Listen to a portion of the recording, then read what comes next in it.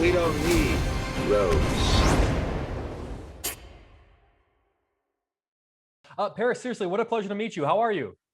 I'm amazing. How about you? I'm doing so well. So good to see you. I'm going to jump into this. You know, my mom actually always gives me a hard time about not being able to cook. And she tells me I'm never going to be able to find a girlfriend if I can't cook. So I'm curious from your perspective, how important is it in a relationship for one of the people to be able to cook? And will I ever be able to find love if I can't cook?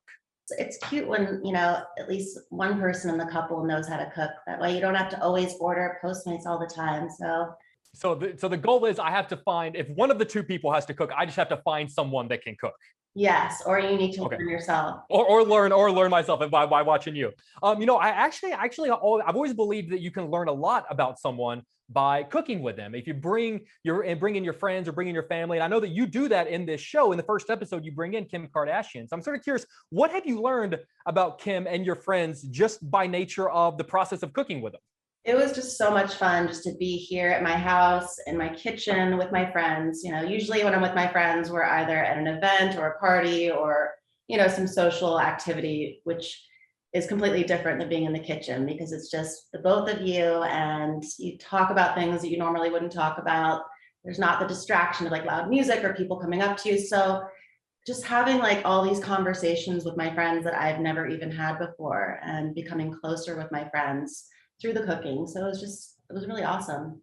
Do you have a dream guest, like a friend that you're waiting to text to get them on the show that you're kind of warming them up to see if they'll come in the kitchen with you? I think that Britney would be a lot of fun to cook with. I know that she loves cooking Southern food, so I think that would be a lot of fun to do. I would very much like to see that episode. Well, speaking of Britney, through Instagram comments and Twitter posts, you've been very vocal and very supportive of Britney Spears and her fight for control of her life. I was wondering if you could talk to me about why it is so important for you to be so supportive and be so outspoken for Britney and the Free Britney movement. I love her. I think she is an angel. It's one of the sweetest, kindest people I've ever known in my life.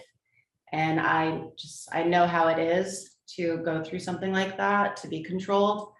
And nobody should be treated like that. And I'm just incredibly proud of her for being brave and strong and using her voice and standing up for herself. And I'm excited for her to have her freedom. And I really see that coming soon. I do. I think we're all hoping for that. I was surprised to hear within the first few minutes of the first episode of this show, you have a very interesting quote. You say, "I want to become a mom soon." I'm sort of curious, what is it about maybe one day potentially becoming a mom that excites you, the idea of that? I love children, and I really just feel that that's the meaning of life, to have a family. And now I have the perfect partner to do that with. So I can't wait to just get married and have a family and just enjoy having a real life. Well, as we wrap up, as much as I do love a great home cooked meal, especially some of the stuff you're cooking on the show, sometimes if it's just one of those days, I'm just in the mood for cheap, greasy, unhealthy fast food. It's not all the time, but occasionally. I'm curious if you ever have those days when you don't want to cook some of the beautiful stuff around you, and what is your go-to gross, unhealthy fast food? I love fast foods. I love McDonald's, Taco Bell, Carl's Jr., like basically all of it. The French fries are just amazing. Deal. I love that. Hey, I'm right there with you. Paris, seriously, congratulations on this. As much as I learned, I also laughed while watching it, which was really great. So I really hope you're doing well. Hope your family's doing well, and hope to talk to you again soon for season 2. Thank you so much. Have a great day. All right, take care. All right, you too. Bye-bye.